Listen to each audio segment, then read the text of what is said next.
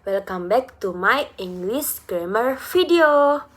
So everyone, in this video we will going to learn about something new and very interesting and important in English grammar. That is, we will study about understanding verbals. So in this video we will explore about what is verbals. So now stay focused, enjoy the learning. Now let's start our study together. Jadi teman-teman, di materi kali ini kita akan membahas tentang understanding verbals.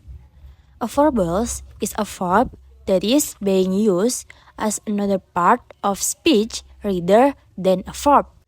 Secara sederhana, verbal adalah kata yang dibentuk dari kata kerja atau verb, tetapi fungsinya di dalam kalimat bukan sebagai kata kerja, melainkan sebagai bagian dari kelas kata lain, seperti kata benda atau kata sifat. There are 3 types of verbals. Teman-teman, jadi verbals ini dibagi menjadi 3, yaitu 1. Participle, 2. Gerund, dan yang terakhir infinitive. Nah teman-teman, selanjutnya kita akan membahas lebih dalam tentang 3 tipe dari verbal, yaitu participle, gerund, dan infinitive. Untuk yang pertama, kita akan membahas tentang participle. Participle merupakan kata kerja yang bentuknya berupa verb ing atau verb 3 yang dapat digunakan dalam menyusun bentuk tenses maupun digantikan sebagai kata sifat.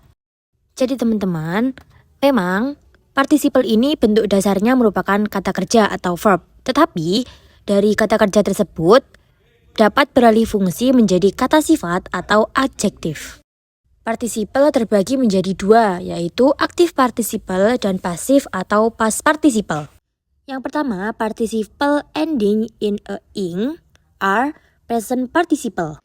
Present participle ini terbentuk dari verb yang ditambahi dengan ing dan memiliki fungsi untuk menjelaskan subjek yang melakukan aksi atau menyebabkan suatu perasaan.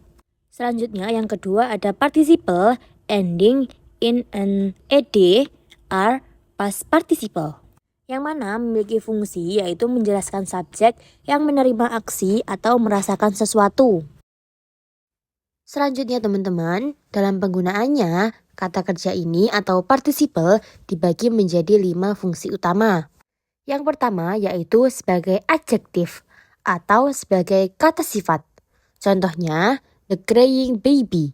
Di sini, kata crying bukan berarti sedang menangis, tapi menjelaskan bahwa bayi itu atau si bayi itu yang menangis. Yang kedua, untuk membentuk continuous tense. Fungsi yang paling sering kita pakai yaitu untuk membentuk continuous tense atau untuk menyatakan aksi yang sedang berlangsung. Tinggal kita menambahkan to be sebelum verb ing. Yang ketiga, sebagai penyerta kata kerja tertentu. Yang keempat, sebagai pengganti atau pemendek anak kalimat yang diawali dengan kata sambung when atau while. Dan yang terakhir, sebagai pengganti kata sambung after. Nah teman-teman, sekarang kita akan membahas tentang gerund. A gerund is a verbal that act as a noun. Gerund always end in ing. Teman-teman, gerund adalah kata kerja yang mana telah berubah menjadi kata benda setelah ditambah akhiran ing. Salah satu contohnya yaitu running is great exercise. Nah teman-teman, di sini kata running bukan berarti sedang berlari, tetapi di sini berarti aktivitas lari. Dia bertindak sebagai subjek di awal kalimat. Contoh selanjutnya ada most people enjoy eating. Nah teman-teman, gak cuma di depan, gerund juga bisa di belakang sebagai objek. Contohnya yang tadi, most people enjoy eating. Menikmati apa? Menikmati makan malam. Nah, sekarang the gerund can be used pertama as the subject of a verb atau gerund berperan sebagai subjek. gerund diletakkan di awal kalimat untuk menjadi inti pembicaraan. Contohnya, smoking is bad for your health. Merokok itu buruk bagi kesehatanmu. Yang kedua, as the object of verb. Gerund diletakkan setelah kata kerja utama. Itu bisa dianggap sebagai objek. Contohnya, I love reading. Saya suka membaca. Selanjutnya, as the object of preposition atau setelah kata depan. Jika ada kata depan atau preposition seperti in, on, at, about, and etc., maka kata kerja selanjutnya wajib berbentuk gerund atau berakhiran ing. Selanjutnya ada after a possessive or the possessive form of noun. Ada juga after certain verb.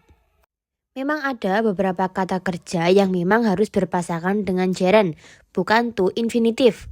Salah satu contoh kata kerjanya yaitu enjoy, avoid, finish, mind, dan suggest.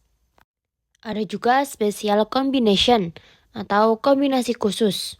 Dan yang terakhir ada from by adding not before it atau dalam bentuk negatif. Untuk membuat gerund bermakna negatif, cukup tambahkan kata not tepat sebelum kata berakhiran ing tersebut. Nah, itu tadi penjelasan tentang gerund. Sekarang kita akan belajar mengenai infinitive. Infinitive.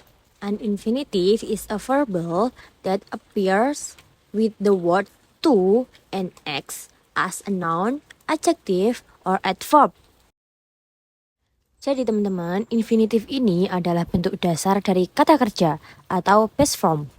Meskipun dia kata kerja di dalam kalimat, dia bisa berubah peran menjadi kata benda, noun, kata sifat, adjektif, atau kata keterangan, adverb.